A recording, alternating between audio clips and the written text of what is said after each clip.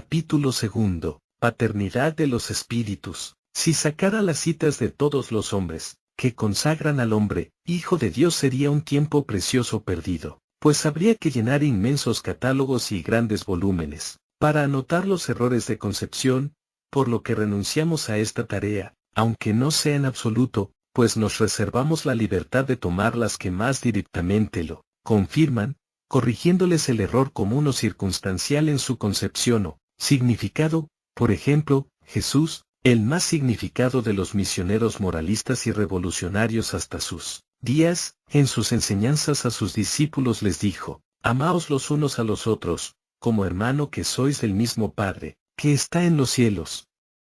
Aquí no hay un error de concepción, pero lo hay circunstancial y necesario en aquel momento, en que se creía en el cielo y el infierno, como mansiones de gloria o sufrimiento. Si hubiera dicho solo: amaos los unos a los otros como hermanos que sois, hijos del mismo Padre, no habría ningún error, pero la ignorancia necesitaba una promesa para cumplir cualquier mandato, como necesita el mozo de café, o el sirviente asalariado la propina que os muestre espléndido, cuya esplendidez hará mejor servicio que el pago estricto de vuestra consumación. Es un egoísmo indudablemente, pero es una necesidad circunstancial por la costumbre mala adquirida, sin mirar que la propina lo rebaja moralmente en la dignidad. Así pues Jesús, que sabía esta baja costumbre, ese hábito arraigado de la dádiva, para imponer mayor autoridad a su mandato, tiene que cometer un error en el añadido, que está en los cielos, que significa la propina aunque a largo plazo.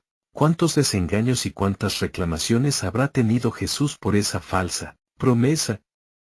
Pero los hombres tenían la culpa y no podían quejarse. ¿Por qué querían que los engañaran? En cambio, los que eran amenazados con el infierno por no amarse, se habrán reído a mandíbula batiente al no encontrar al terrible demonio que los metiera en la caldera de Pedro Botero, o también andarán escondiéndose en cualquier grieta de la tierra para no dejarse ver de tan desagradable engendro fantástico. Pero si los examinamos racionalmente a los que se han amado como hermanos, como a los que odian a los demás, veremos que unos gozan de la gloria del cielo de su progreso, y los otros sufren un infierno terrible de remordimiento sin igual. ¿Qué mayor cielo y qué más terrible infierno que este? ¿Qué nos explica racionalmente el espiritismo? Y al descubrir tales cosas de error aún en las enseñanzas del Hijo único de Dios y Dios mismo según la religión católica y aún según los espiritualistas, ¿cómo no van a temblar la una y los otros, que son la misma cosa?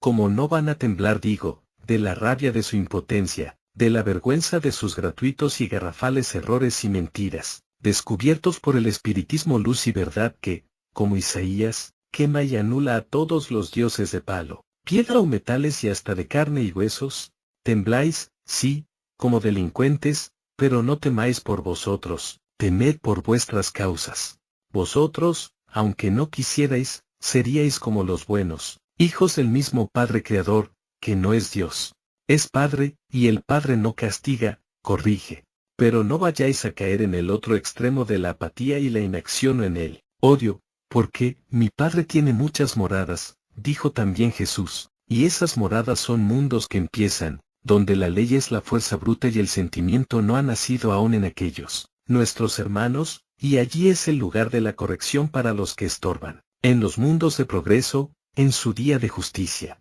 Es voluntario ir o no a esas moradas, pero como la justicia es tan rigurosa, vuestro espíritu no verá otro camino que el que conduce allí, y la ley de gravedad obrará su indomable influencia empujando y el magnetismo, atrayendo y la afinidad llamando. Se hacen irresistibles y rodaréis como bola de hollín. No lo toméis como una amenaza, y sí como buen consejo, pero tenedlo como un axioma del espiritismo luz y verdad. En todos nuestros libros, con citas y razonamientos, hemos sentado que todos los espíritus, lo mismo que amen o que odien, los denominados ángeles, como los llamados demonios, son igualmente hijos del mismo Padre Creador y nuestra austeridad en los juicios, juntamente con nuestra sinceridad, es bastante al hombre de razón a comprender y creer esta verdad, aunque sea solo por razón de orden y economía. Pero hay una prueba irrefutable y nos la muestra en todo instante la naturaleza y las inmutables leyes universales y sempiternas.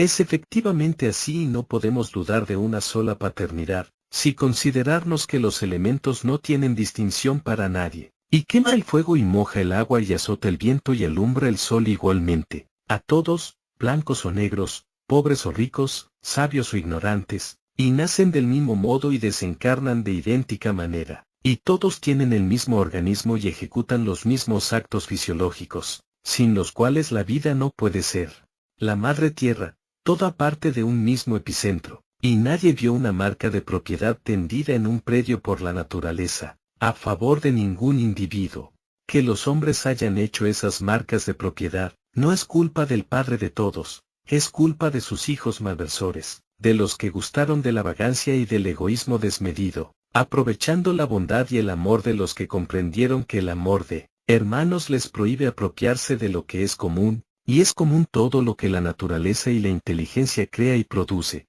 Las falacias del derecho divino son una primera usurpación de la igualdad fraternal, producida y tolerada en el primer desgraciado momento. El primer prevaricador ha impuesto la lucha por la existencia, y nadie culpe a la ley, ni al Padre de todos, sino a la bondad, en unos casos, de los desinteresados, a la ignorancia de que la bondad, para ser tal, debe acompañarse de la justicia en otros, con cuyo conocimiento el hombre no habría consentido en el prevaricato, ni en la introducción del parásito, que precisamente es el que más predica y recomienda el amaos los unos a los otros, etc., a cambio de ser él el que no ama a los otros, que no solo no los considera hermanos, sino viles esclavos, sin derechos, más que el de producirlo todo y carecer de todo, y al final, todavía los condena para después de la muerte, al infierno con muy raras excepciones. Ese prevaricador es el causante de todos los males sufridos por la humanidad,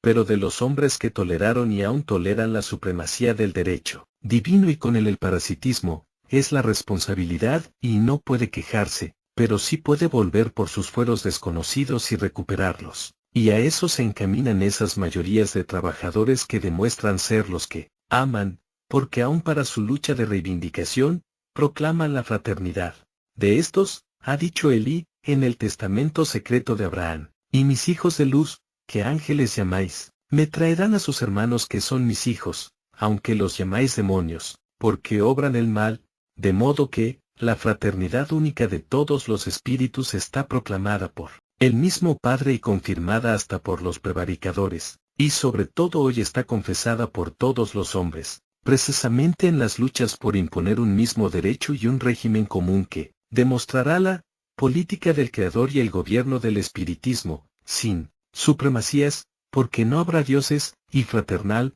porque no habrá fronteras, ni propiedad individual. Las luchas entabladas hoy entre el acaparador y el productor, entre el capital y el trabajo y entre los del derecho divino y los sin derecho, son también la prueba eficiente de la única paternidad de todos los espíritus, pues hasta los supremáticos, en su mayoría, se doblan ante el llamado del trabajador a la fraternidad. Pero no olvidemos que hay un símbolo que no ha sido estudiado, ni comprendido y ese símbolo lo hizo para explicarlo hoy el ignorante Moisés. Ese símbolo es Caín y Abel, que será materia del párrafo siguiente,